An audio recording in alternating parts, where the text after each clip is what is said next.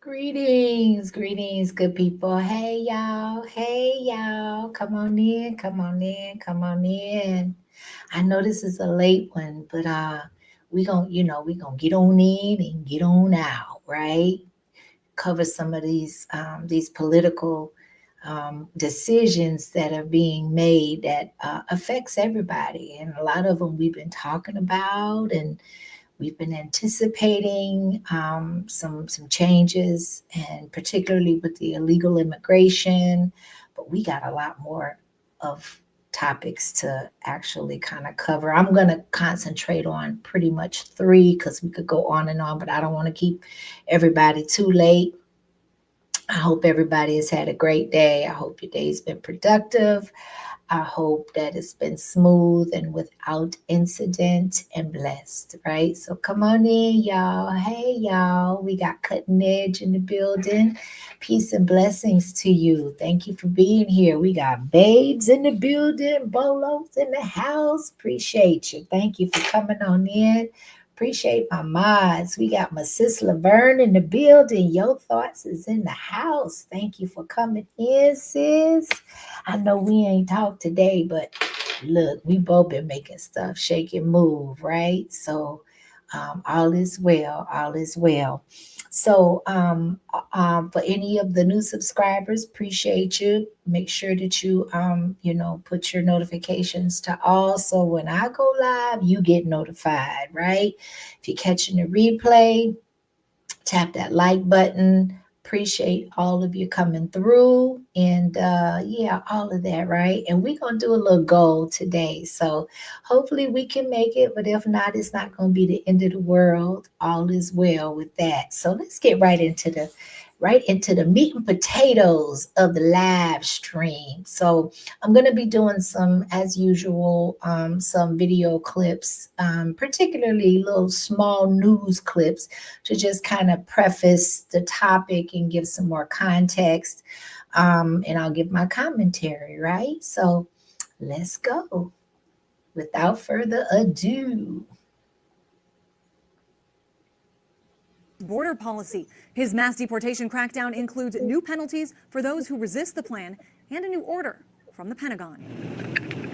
1,500 U.S. military troops just ordered to the southern border to help assist with a crackdown on undocumented migrants promised by President Donald Trump. We're getting them out of the country, and they're going to be gotten out of the country fast. They came in illegally. Borders Czar Tom Homan insisting ICE is focused on removing criminals, imploring local law enforcement to allow agents to make the arrests inside city and county jails. That means we got to go to the neighborhood and find him. He may be with others.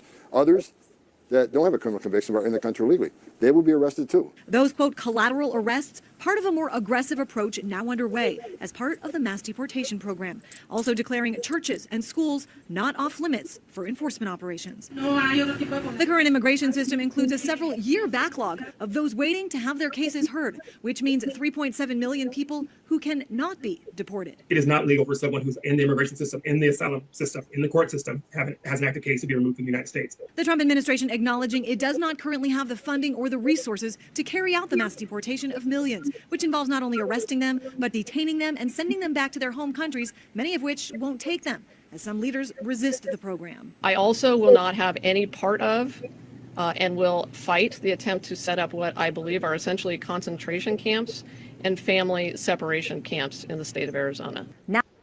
Okay, so let's dissect this for a minute, right? Now, my thing on this is we all knew that this was coming, okay? Now, what did they think when the last administration was in office? What did they propose? What, these people are just going to come over here and there's no limit, there's no criteria, there's no due process, there's no following. How about just following whatever the existing laws that have been put in place regarding legal immigration? I, based off of and in conjunction with many other people, I don't have personally an issue with immigration, not with legal immigration. I have, therefore, an issue with illegal immigration, because when you got people coming through just unmonitored ports of entry. There's no due process. There's no laws being enforced, no tracking. We have no idea who's coming across the border, who has been. But then when you just have a free-for-all that comes over the border, they get here, you take care of them, you provide them with all the resources from the citizens payers' tax monies, then where does the waterfall stop? So what do? We just run the country into the ground and make it an official third world country to accommodate those coming in illegally because they don't like where their home regions are? I just don't understand. So as far as, I guess you can call them concentration camps. What do you propose we do? We don't have the resources or the ability. We are in a multi-trillion dollar deficit in this country. We are indebted and have debt that we owe and can't pay other regions of the world. So that's how we solve this. We solve this by allowing all these people to come over here, and then we take care of them. We don't ask no questions. This is the only country in the entire world that operates like this. You can't go over to Dubai and sneeze. You can't go into other countries and talk loud, particularly if you're a female. You have to know how to conduct yourself. What was the female basketball player that went over to play basketball in another country and ended up, she was facing 10 years just for having paraphernalia that was forbidden in the country that she was going to. I don't remember all Brittany somebody, but I don't remember all the details. But what I do remember is that we traded for her to come back and to lighten her sentence for someone that is super, super, super dangerous and a terrorist, and is considered a terrorist to this country and to the world, to other regions of the world. So you can't just go into other countries. Brittany, thank you. Thank you, Cutting Edge. I appreciate you. So y'all can read the chat and plug in, and a lot of this is alleged. Most of it's alleged, my opinion. So that's where we're going to go. As a matter of fact, let me put my banner up. Hold on, because I am playing some material.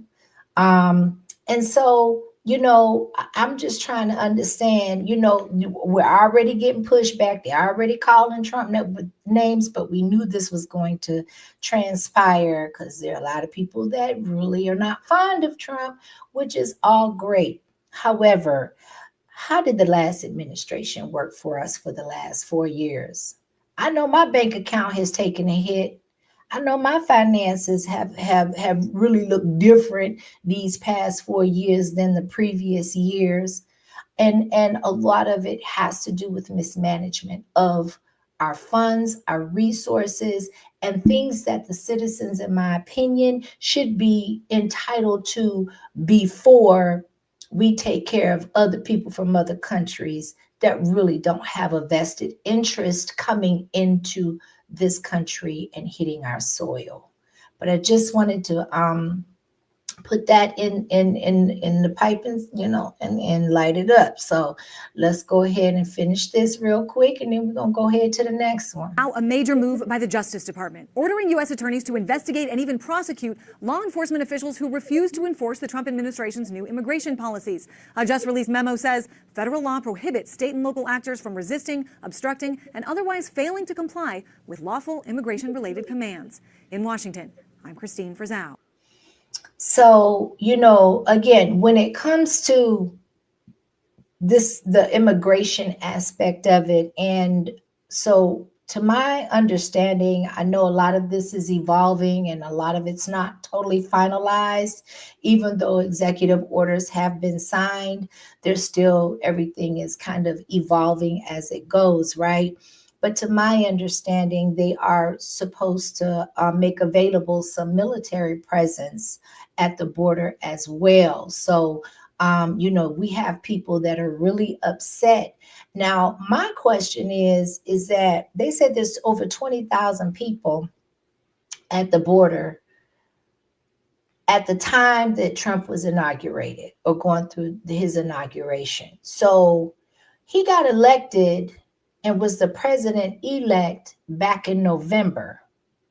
We are in January, and people that are, leaving their native lands to come here, they don't know what was going to transpire. Is it really that bad where they're coming from that they're going to take a chance to get here and to be separated at some point, possibly, allegedly, from family members? You have people that are here that have had children, which makes them natural citizens. But if the parents are here, or the grandparents, or the aunties and the uncles are here illegally, then guess what? They're risking being deported and separated from their families unless they take their children with them, or they take those natural citizens that were born on this soil with them. So why are there 20,000 people at the border during inauguration when it has been established that once Trump got into office, that was going to be the first line of business to take care of and to make sure that people, particularly the ones that are committing the crimes, the felons, and the ones that the countries don't want back and will not take back. Now, I don't know about nobody else, but I thought that was a huge red flag as they were coming across the border. Not in the add insult to injury, we may not know who they are specifically, but we are very much aware that they're coming over here expecting to be catered to and taken care of and set up, right? At least that was their interpretation and their hopes. But then when you have these countries saying, okay, well, we're going to send them to you, but we're not going to accept them back, that would alarm me. I don't know about nobody else, but red flags are going off, okay? So, but 20,000.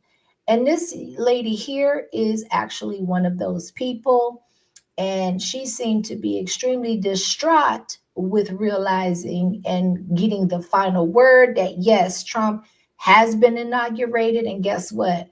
You ain't coming across that border. You got to go back to Mexico, or you got to stay in Mexico, or go back to Venezuela, or wherever you're from, because not only is he putting stricter parameters and laws and enforcing current laws on the border and creating more reinforcement on the border, then guess what? He's not taking any more new people unless you're coming over here through due legal process. Salute to the chat. Margelis Tinoco breaks down in tears at the Mexican-U.S. border. Her asylum appointment scheduled for today was canceled. President Donald Trump shut down a mobile app known as the CBP-1, which enabled Tinoco and many immigrants who sought to enter the United States through legal ports of entry. The website now says all appointments are canceled. We have 31,000 people who remain in Mexico, had to wait for people to sign up, walk through a line, be interviewed. We asked immigration attorney Willie Allen what options exist for Tinoco and many more like her. I'm not sure. I stand corrected. So it's not 20,000, it's 31,000, according to this gentleman, right? So at the Mexican border, waiting to come through. The CBP app was the app that got them the schedule it was a scheduling app to get them to come into the country once they got an appointment to seek asylum and to grant them asylum. Well, that app has been shut down. So the one venue that they had in order to try to set up something so they're not harassed or they're not deported or they're not sent back once they got to the United States, that window has closed. They actually shut the app completely down, and which at the beginning of the video, once that woman found out, that was where she became distraught from. But I just wanted to bring that point. Let's continue. what's going to be the next approach. I am concerned. Not surprised. Not surprised at all. Gypsy Meletus, an immigration activist in South Florida, tells me her organization and many others began preparing for the executive orders announced today. It's also important that our family members take every measure, every action that's possible to protect their assets, their children, and their interests. She tells me they will be holding workshops for a wide variety of immigrants. Unfortunate people that have already gotten into the process, that he's going to cut that off now. I don't think that's fair. If they were already, they should be grandfathered in. If they were already in the process of doing some kind of immigration legally. Mixed reactions on Monday at this Cuban landmark where many of the president's supporters gathered. We cannot have open border and everybody come in and they check him in and they have a pass and they send him to Chicago or New York. And I will send. Imagine the people that have had to go through their process that has taken them years, where they've gotten work visas, where they were brought over by other relatives in order to apply and to to become a citizen, or to at least become of legal status in this country. Imagine the insult to injury for the past 4 years. Not only nothing is made easy and really just smooth sailing, so to speak, on the norm for people to come over here and apply to become an immigrant legally, right, in this country, to have a right to be here. You follow the laws, you follow the stipulations, you go through the due process, you make sure that and it's not for free, whether you work, whether you pay for applications, going through the process, you're going to have to give up something. What about the people that are coming and have been coming across the border from all of these different countries, from so many different backgrounds? A lot of them have records that follow them, that have cultural rebelliousness to come over here, and now they feel is so entitled that they just take things from you, right? Imagine the insult to injury for those that have had to sacrifice, that have had to wait, that have had to travel, that have had to be separated from their families in different countries while they come over here and set everything up in order to possibly at some point in the future bring their family members over here to become productive tax-paying citizens and law-abiding citizens. It's a slap in the face to everybody, right? And so I can only imagine how they feel, how those individuals feel that have had to put the work in order to call themselves a resident or a citizen of this country. Thank you, sis. I appreciate you. We got a super sticker from Miss Yo Thoughts in the building. Thank you so kindly. I appreciate your support. Always, always. All right, let's continue.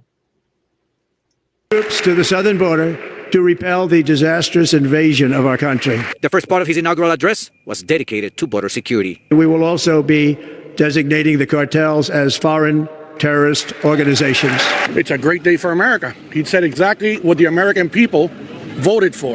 I think the word after the speech today for the immigrants is fear.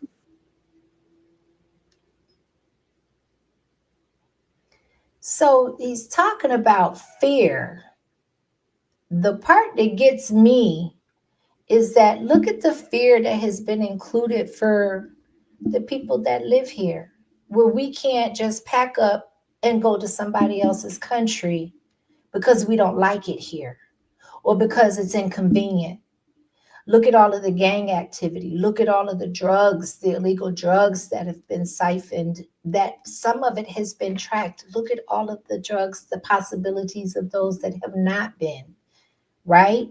There are so many. You're talking about fear. Now, I can understand, and I do have some type of empathy for those that are coming from really bad situations. However, there are still laws that have to be in place, and they have to be acknowledged and adhered to for things to flow the way that they're intended to flow. And you can't just uproot an entire country full of people that are invested into this soil because you don't like where you've been from. Look, there are times, y'all, where I be ready. I keep my passport active, me and people's, and I be like, yo, I'm ready to get up out of here, even if it's just for a spell. I don't want to, but you know what? And I still have the option to do that, but you still have to go through the legal process in order to. No other country is going to tolerate what this country has tolerated, and if I wasn't alive to see it for myself, it would be really like, I don't know if I would believe it. I just don't know if I will believe it. Now, I will say, and I want to make a special note to say that it is not an end all be all just because Trump is in office and he is the president. And so he is, okay, now everybody got to go back home, or no, we're just totally anti-immigration. That's not what we're saying. That is not what is being stated. There are still legal ways of people to come into this country. We still have sanctuary policies that are in place. We got still, or even though they closed the app down, they still have DACA and TPS programs that eligible immigrants from deportation and grant work permits, they can be offered those things temporarily until they can get into a different type of status, and going through the channels, the proper channels in order to do that.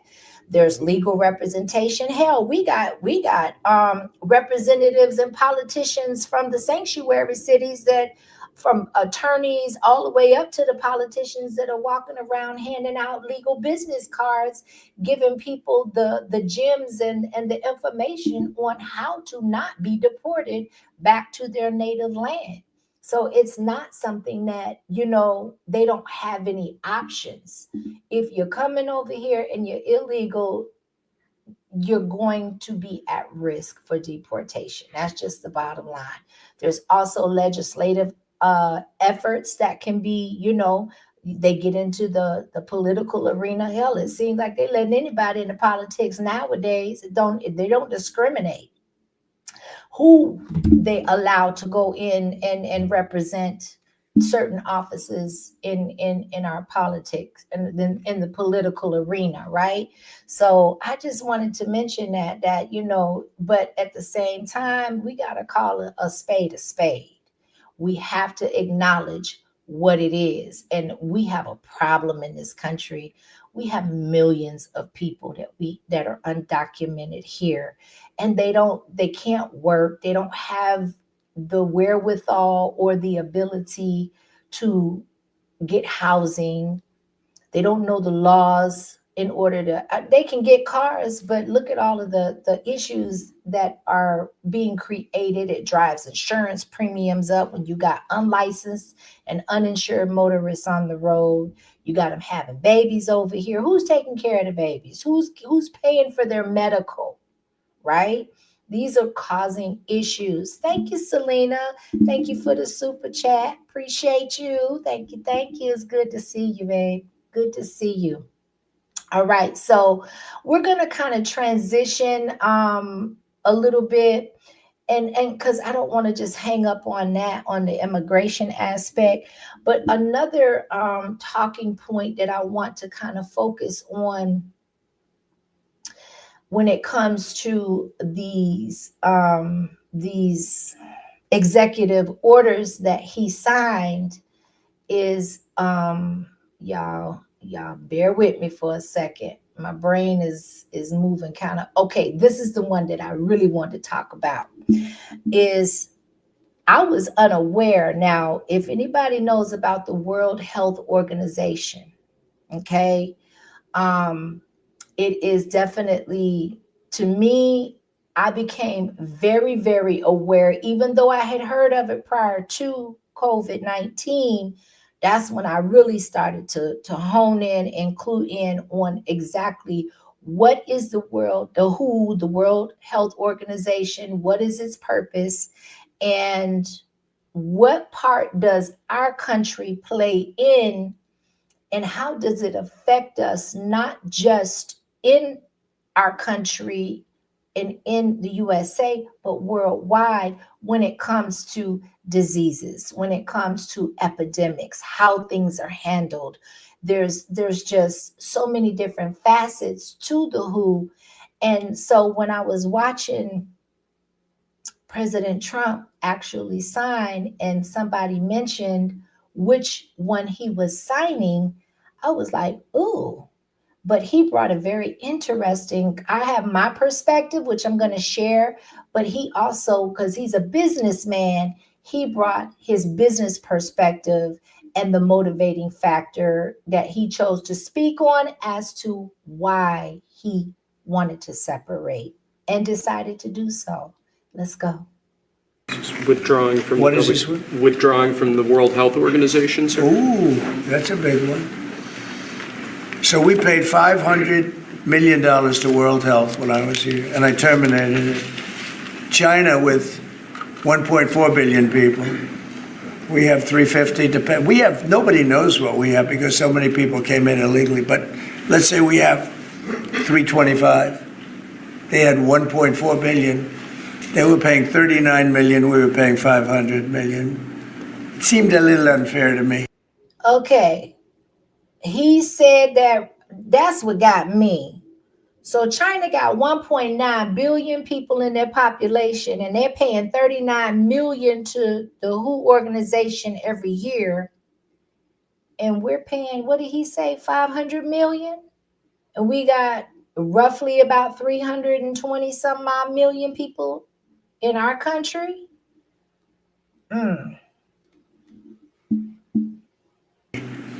So that wasn't the reason, but I dropped out.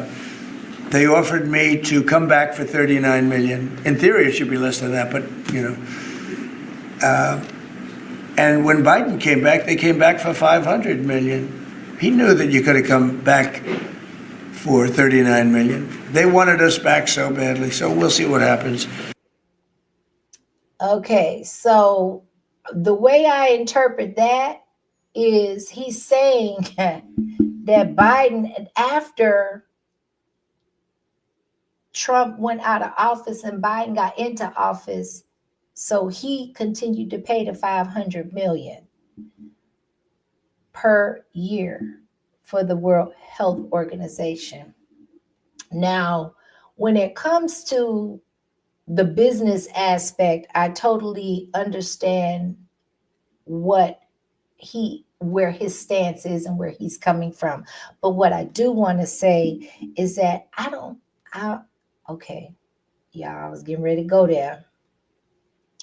I am not fond of the World Health Organization. Selena, why you say we really need to pray for Trump? She say we need to pray for Trump. We need to pray for Trump. We need to pray for us. We need to pray for the immigrants. We need to pray for everybody. This is a worldwide situation. Everybody, look at the weather, y'all. Look at the fog that happened. Was it at the beginning of January, where all of this fog happened? But it wasn't just in this country in isolated areas. It was in there was episodes of it in every country. We need to be praying for us, for Trump, and for everybody. Because Trump, I'm telling you, boy, he is really pissing some people off when it comes to dealing with it from business perspectives. But you got to look at the best to do it. And he is who he is. And it really shows why where it appears they've been trying to take him up out of here, right? So, but what I was saying is that I don't like the World Health Organization and how they dealt and handled with the pandemic. And then when I found out that good old Robert Aids, right? Once he has ownership and a big part to play in the World Health Organization, that was enough for me. Okay, so I'm not gonna go deep off into that. I could, but I'm not. I kind of need my page, and I want to keep my lifeline going as far as being able to share information as I can. But if you know, you know. So I am sure once again that Trump is really irritating some folk, right? Some organizations, some corporations, some world power people. He is definitely ruffling some feathers, and he's doing it locally, right? So we're going to transition off into the federal workers. Okay, so now he's done like a double whammy. So he just put a freeze, one of the executive orders that he signed, he put a freeze on hiring any more federal workers, and he wants them back in the office. Let's go. Federal workers must return to the office 5 days a week. It is a policy change that's getting support now from D.C.'s Democratic mayor. Fox 5's Tom Fitzgerald's at the Capitol. And Fitz, President Trump did not delay on this one. He did this day one. Yeah, he certainly did, Angie, and expect that this is just going to be the first step in the president's effort to remake the federal workforce, cut through bureaucracy, and instill more what he says is efficiency. Now, remember, work from home began during the first Trump administration. Back then, COVID-19 led to precautions and shutdowns, but the federal health emergency has been over since May 2023, but yet many federal workers still work from home. A recent Senate report found that only 6% of federal workers work a 5-day full-time basis, and nearly 1/3 of the entire federal workforce still works from home. Many taxpayers who are in the nation's capital right now for the inauguration tell Fox 5 they've had to go back to work. They think all federal workers should as well. We will also require that federal workers must return to the office in person. People do need to go back to work, in my opinion, because everything's over now. I don't necessarily think it's a valid. I think it's a political stunt. Imagine how much money it's taking to actually run those buildings. No one's working there. One of the supporters of this return to work effort is none other than D.C.'s Democratic Mayor Muriel Bowser, was cited several times over the last few years that the lack of federal workers in the nation's capital has hurt the local economy. And while some labor attorneys tell Fox 5 they expect lawsuits to try to stop the White House effort, Maryland Senator Chris Van Hollen says he does have concerns about this one-size-fits-all approach. This is something we're very focused on. Again, this is an area where we want to take a scalpel and not a meat axe to the issue. Look, the reality is that before President Trump took office, there were collective bargaining agreements where a number of workers were allowed to work remotely. Now, while there's been a lot of talk about this, the when it kicks in, that still isn't clear. The White House releasing an announcement on this saying that they're directing federal department heads to act as, quote, as soon as possible. Live on the Hill tonight, send it back to you. So I find that to be interesting too, because, I thought that that's what they wanted to do. I thought that these people were looking to possibly save on brick and mortar expenses, right? Being in the office, you got electricity, you got people that you got to pay, to keep the utilities going, the equipment, upkept, different maintenance departments to be employed around the clock, security, because federal workers work in secure buildings, so you're going to have to up your security and ante up a lot of the expenses, right, that are associated with dealing with a brick and mortar. However, I do also see where there are a lot of people that are concerned. They said that they believe that the local economy around those federal buildings have really been impacted over the years because people are at home and they're not spending money. Like the lunchtime, people aren't going and getting lunch or grabbing that coffee for breakfast. They're not paying for parking, whatever costs are associated for people commuting and transporting back and forth. Look at the public transportation system.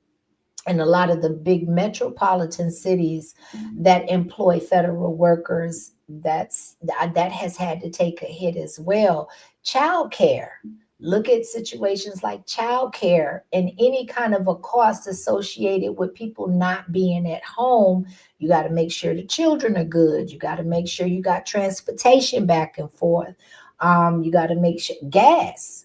Look at the mileage, even trickle down effect all the way down to the car dealerships. If you transport yourself and you don't utilize public transportation, all of these things I can see temporarily, but year in and year out, there's definitely going to be some cons and some pros to working at home as opposed to working in the office. Another thing that I want to mention too is I know I primarily work from home, right? And I noticed that I like to work on my own schedule. And I'm not saying that you can get lazy, but the potential is there, or at least the level of relaxation, because you're in a familiar environment. You don't have people looking over your shoulder. You don't have people micromanaging you. And I think that works for us as employees on this side.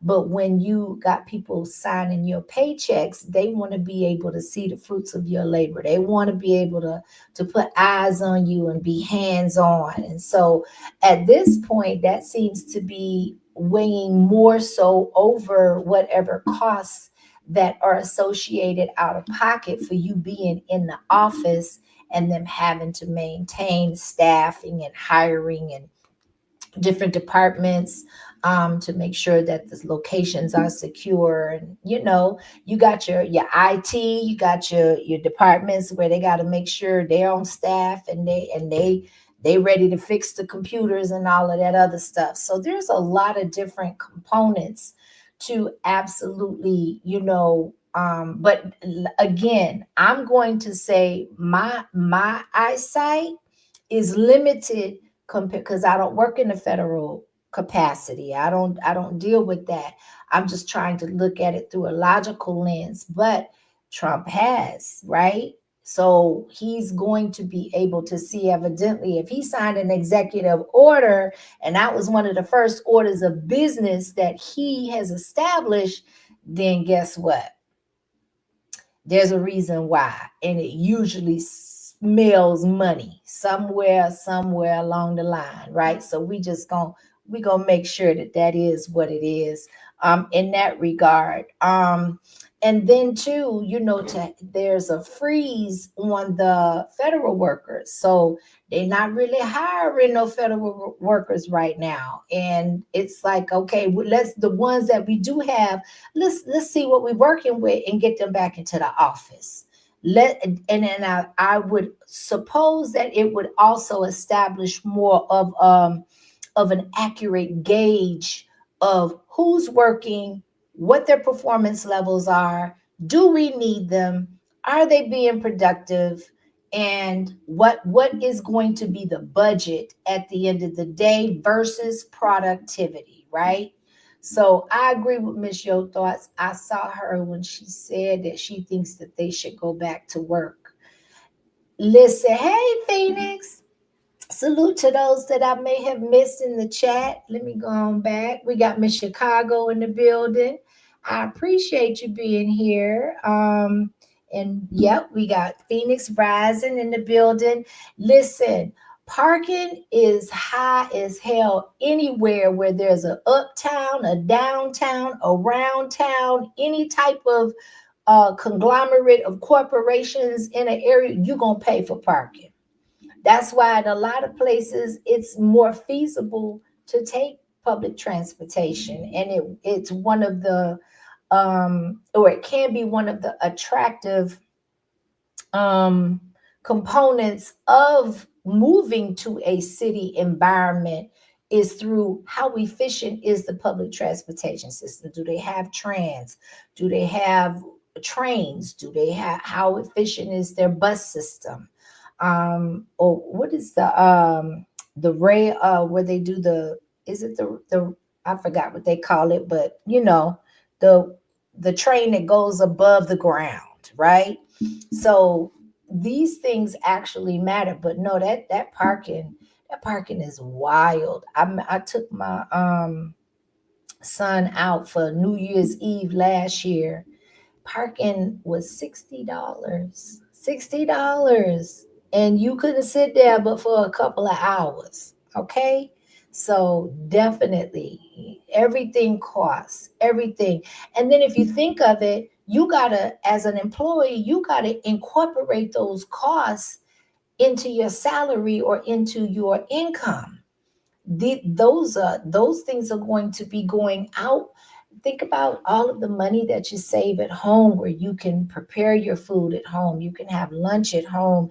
If you choose to step out, that's by choice. That's not because you have to. You don't have to pay for parking. You don't have to put all that wear and tear on your car and on your vehicle. But evidently, like I said, those that are signing the paychecks tend to be thinking that there's more productivity and there'll be better outcome and better results and more supervision, I would guess to say, if you're in the office and if you're definite. That's it, the rail. Yep, that's it. Thank you, baby. Thank you. Yes, indeed. So, y'all, this is not going to be a long live. I just wanted to cover some talking points about a couple of the executive orders. Now, I was debating. I said, if I had some time, I want to cover this too. So for those that have been keeping up on all of the activities surrounding Trump coming into inauguration, I want to find because Selena said is that Trump's stance seems to be irritating the alphabet community, right? So y'all, I'm gonna find this video real quick. Hold on 1 minute. While I'm doing that, I'm gonna play a clip of it. So there's this bishop, and it appears allegedly that she is part of the alphabet community. And this particular video has a vantage point. While she's speaking, you got Trump, his wife, Vice President Vance, his wife, and some of the family behind him. But look at the expressions as this woman is speaking, because during this small clip, she is actually speaking directly to Trump. And if I'm not mistaken, she makes reference to the alphabet community. Now, this is a woman of the pulpit. This is supposed to be a bishop, a spokesperson of God. I didn't hear not one scripture. That's why I want to find it. She didn't make any Bible references. And I'm just trying to understand what we doing. What are we doing with this? So hold on 1 second, y'all. In the name of our God, I ask you to have mercy upon the people in our country who are scared now. There are gay, lesbian, and transgender children in Democratic, Republican, and independent families, some who fear for their lives. And the people who pick our crops and clean our office buildings, who labor in poultry farms and meat packing plants, who wash the dishes after we eat in restaurants and work the night shifts in hospitals, they may not be citizens or have the proper documentation. But the vast majority of immigrants are not criminals. They pay taxes and are good neighbors. They are faithful members of our churches and mosques, synagogues, Wadara, and temples. Y'all, I'm sorry, but that just spoke 1,000 words to me. We're going to play that one more time. No, they're not listening to her, Kelvin. And they're absolutely, I smell an agenda and a whole, it's like, that's why I want, okay, so I think I found it. Hold on, y'all. I want to share this.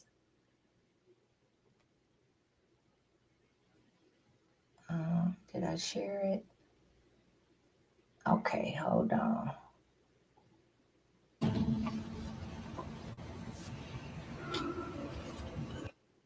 Unity is relatively easy to pray for on occasions. I think that's the one we just saw. I want to show where she's actually speaking. Words of my mouth and the There it is. meditation of all our hearts be acceptable in your sight, O God, for you are our strength and our Redeemer. Amen. Please be seated. Again, my warm welcome to all who have gathered in this house of prayer for all people and for those who are joining us via live stream. As a country, we have gathered this morning to pray for unity as a people and a nation, not for agreement, political or otherwise, but for the kind of unity that fosters community across diversity and division, a unity that serves the common good.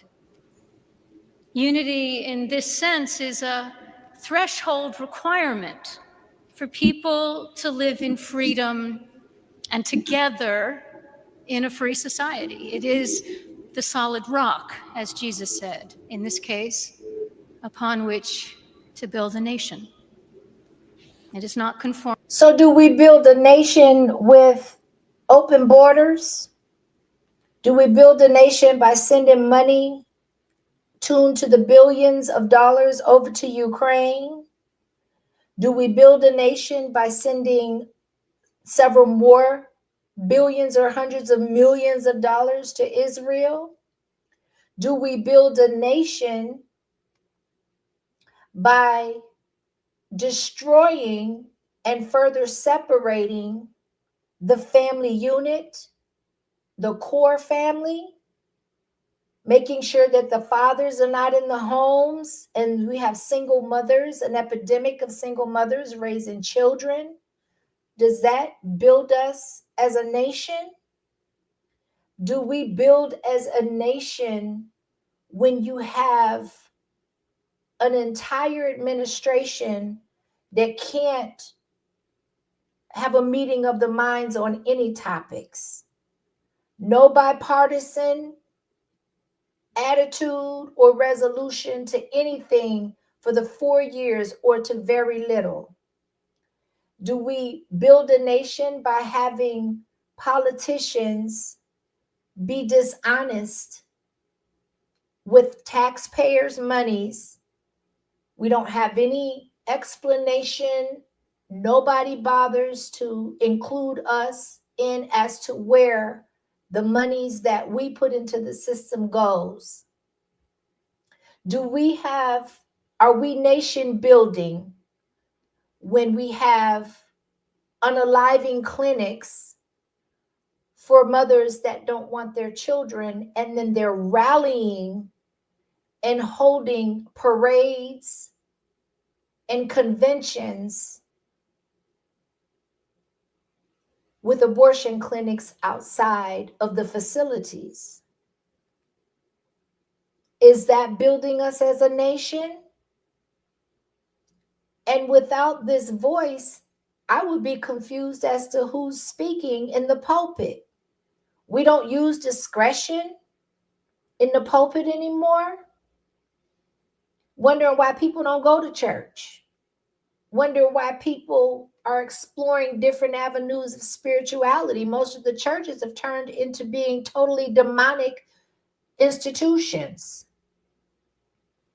And I feel like, and I believe that if you're going to mix church and politics, then the pastors and the bishops and the deacons and everybody that gets an income tax free should start paying taxes.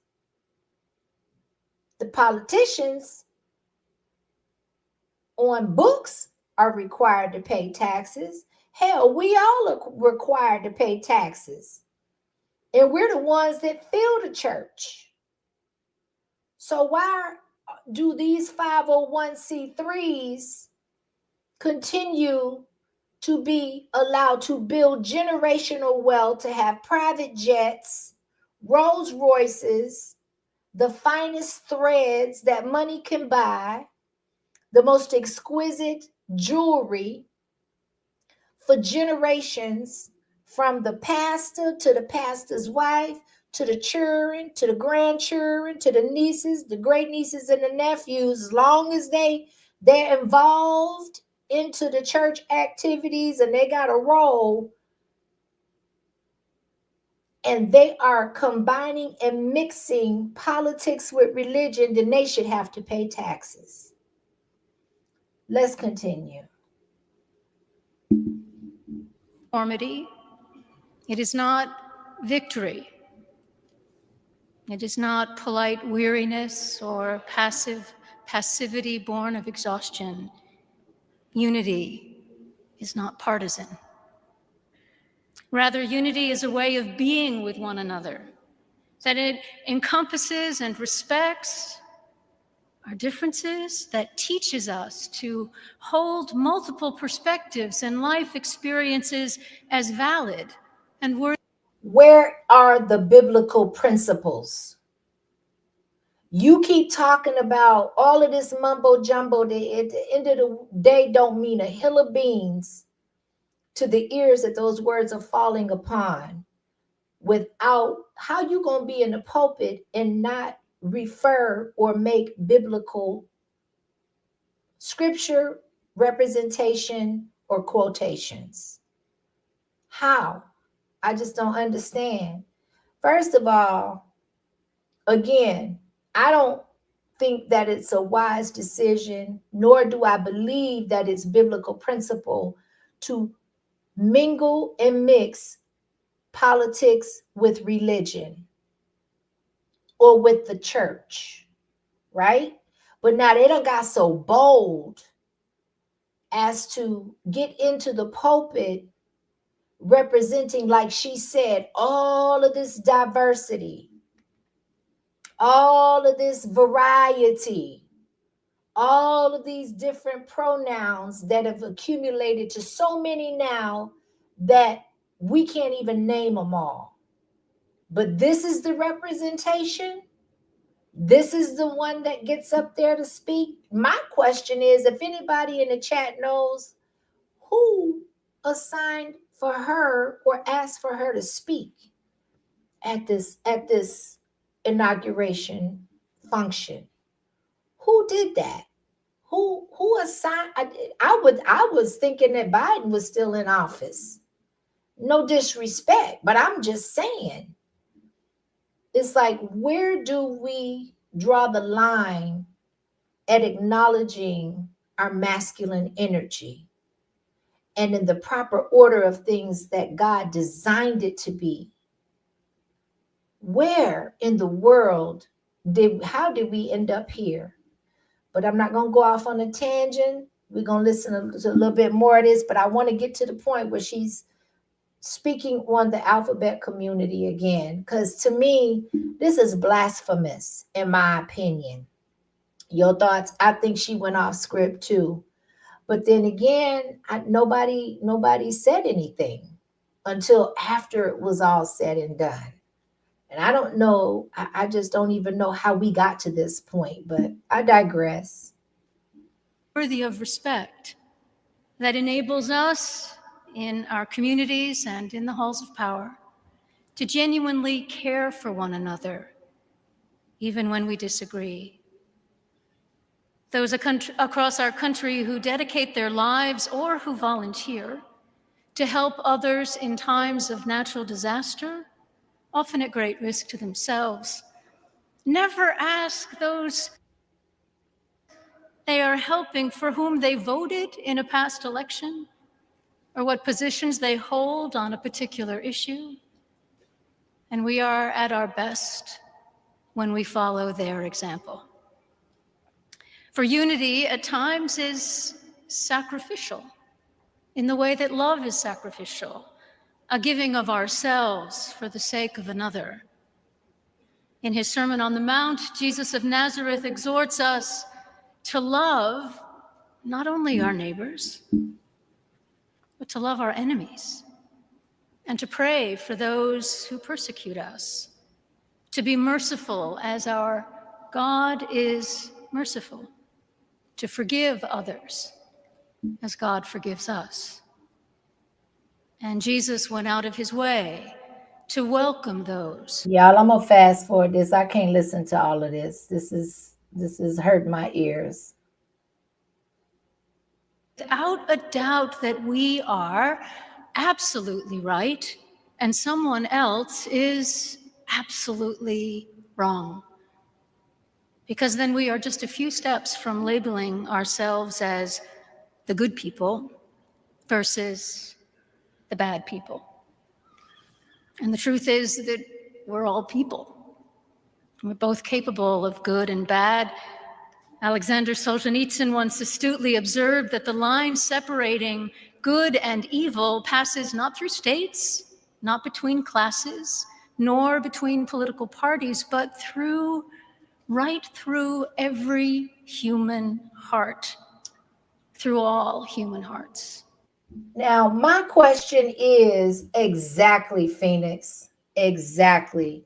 My question is where do we draw the line between good and bad? It's been so blurred and it's been so convoluted that you can't even tell the difference anymore. If you look at the optics of the woman or the person or whatever her pronoun is, his pronoun, I don't know. I can't keep up, no disrespect. In the pulpit, the visual is all out of order, period. And then to listen to this blasphemy come from her mouth. And then when I get to the end, I'm going to fast forward it. She went through some steps in her mind that were biblical principles. And then she addressed Trump directly. I want to find that.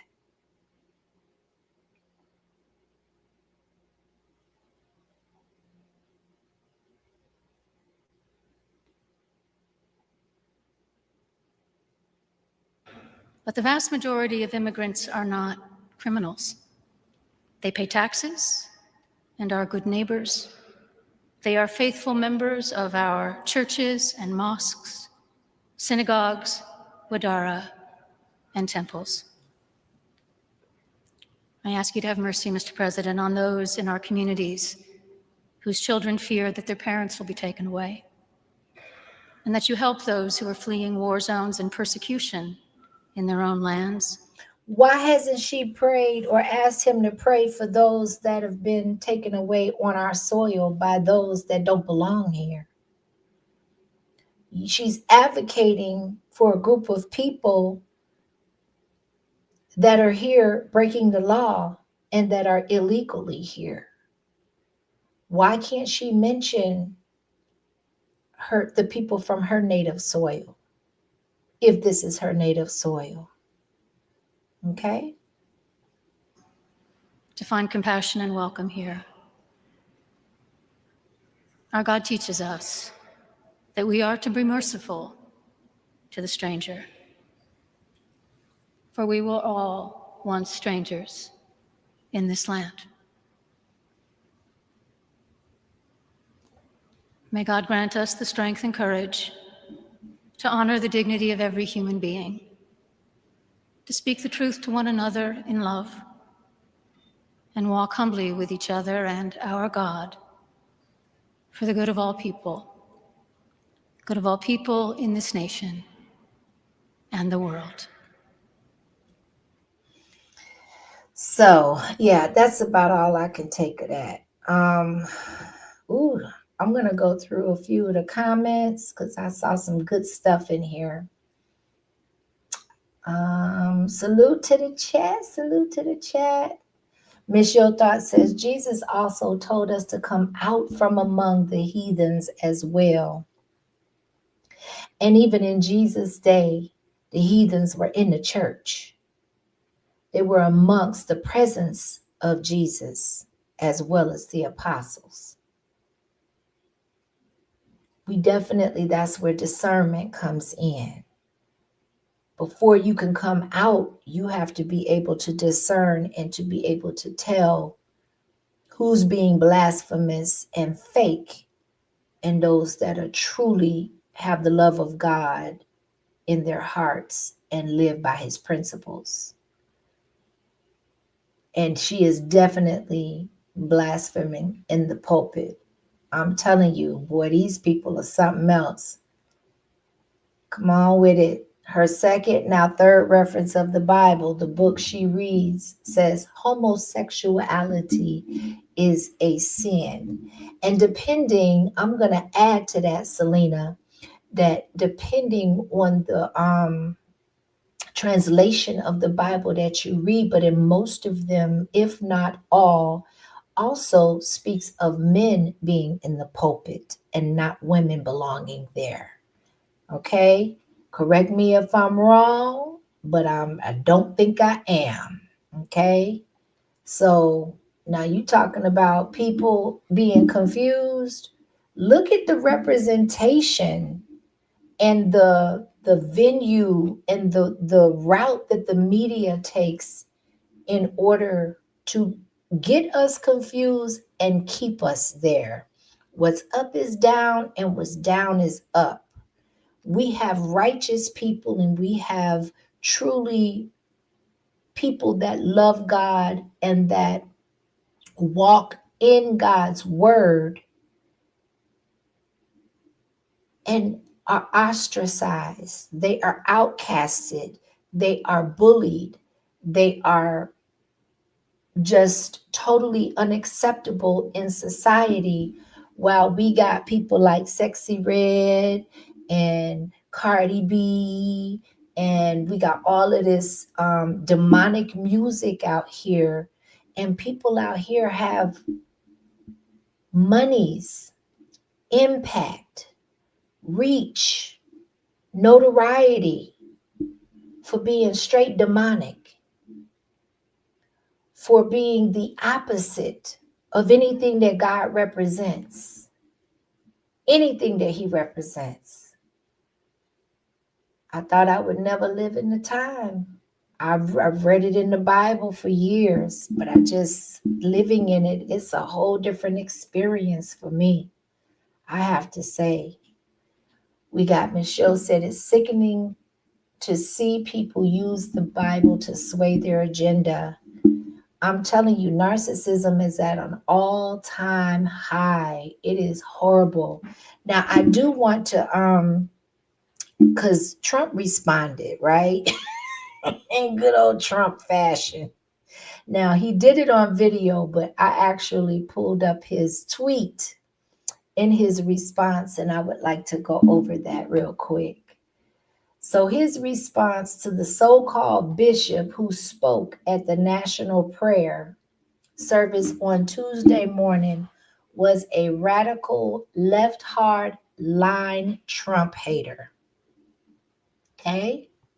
She brought her church into the world of politics in a very ungracious way. She was nasty in tone and not compelling or smart. She failed to mention the large number of illegal migrants that came into our country and killed people. I just mentioned that.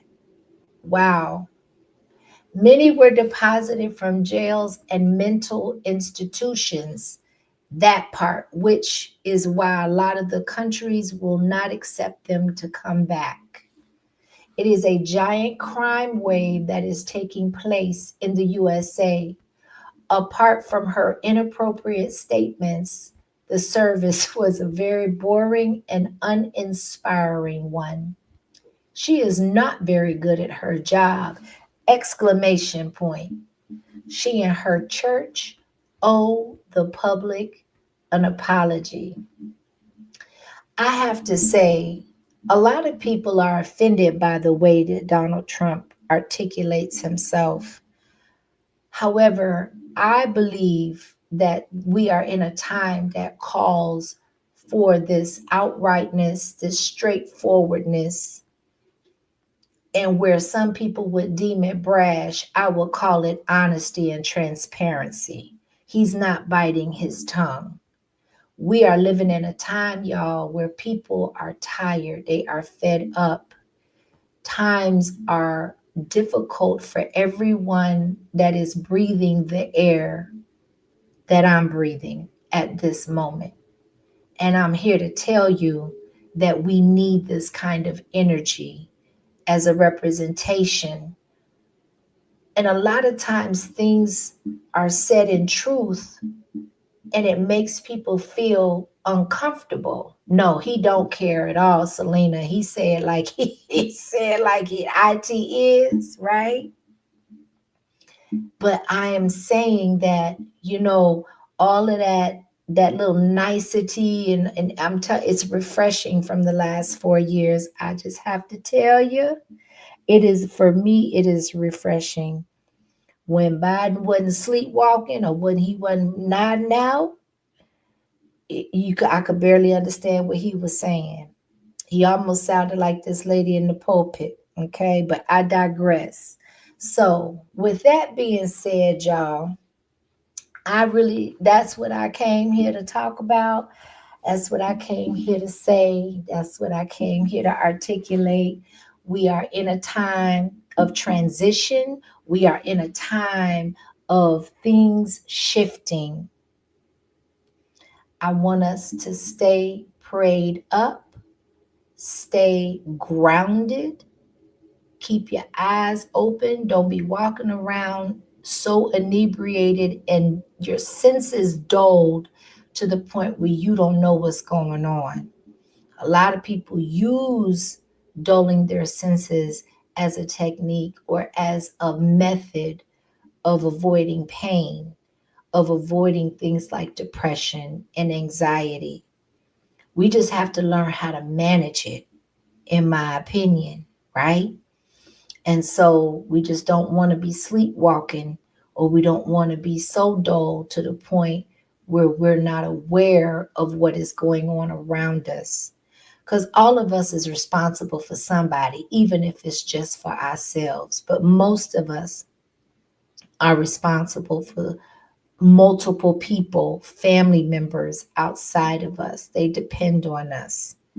And I got a feeling that 2025 is going to continue to be super interesting and a roller coaster ride. So we just have to stay aware and stay on our purpose, whatever that purpose is. And yeah, that's all I got. I don't know if anybody wants to hit the link or not. I'll drop it for a minute, see if anybody wants to come up. I covered a myriad of topics, and if any of them move you, feel free to hit the link and come on up and let's talk about it. But I thought that this woman was, she was offensive to me. She was absolutely offensive. And evidently she was offensive to Trump too. Because he said she was boring. Definitely uninspiring and blasphemous once again, right? So let's see. All right, y'all. Well, thank you. I appreciate that. I know sometimes I try not to be long-winded, right? But sometimes we have to talk about things that I think most of us have gotten to a point with social media, with apps like TikTok and Instagram, where our attention spans have decreased. And so there's not too much, unless it's entertainment based, that holds our attention long term. And, you know, I can definitely see how I can lose people from time to time, because when I go in, okay, and I try to bring a different perspective, to bring some balance to some of the stuff that we digest on a day-to-day basis, whether it's on this app of YouTube or other apps or in real life, or a combination of all of them. But, you know, I'm not, like, I never really considered myself to be a real politically astute person. But the past, I would say maybe 3 presidents, I've been paying attention to a lot more. been a lot more aware and become a lot more versed in, if nothing else, the tactics and the culture, because being a politician is definitely a culture, and you have to be cut from a certain cloth in order to merge or be able to thrive, for lack of better word, in that arena. It ain't meant for everybody. You couldn't pay me to be a politician. You couldn't pay me. But it's just like, to me, it's like the stories. It's like a reality show. It's always some shenanigans going on. It's always somebody lying. It's always somebody trying to be on the stage, center stage. All eyes on you. There's a lot of greed, a lot of dishonesty, and I also feel you have to have a sense of lack of compassion. You can't love humanity in order to be a good politician. That's just my opinion, right? Just my opinion. So let's see. We got Miss Chicago in the building. She said, Miss Your Thoughts and Mr. Kimmy, I love and respect you ladies. Oh, we love you too. And really do. It's a couple more ladies on here, but y'all might go to. Amen. Amen. We receive that, right? Thank you so much. They are all actors and commingling behind the scenes. Come on now. And I believe in every little arena that whether it's social media, whether it's politics, whether it's the acting arena, whether it's music, whether it's whatever environment you're in, you're going to have your commingling behind the scenes. Absolutely. I absolutely believe that, and it goes with the territory, right? So shout out to Chill. Chill says, salute to Mr. Kimmy in chat. Thank you for being here, and we appreciate the super chat. Thank you so much, y'all.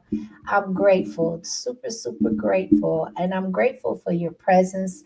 Miss Shirley Kirkland is in the house. Thank you so very much, y'all. I appreciate you so much. I wanted to pop in. I know sometimes I'll go a few days.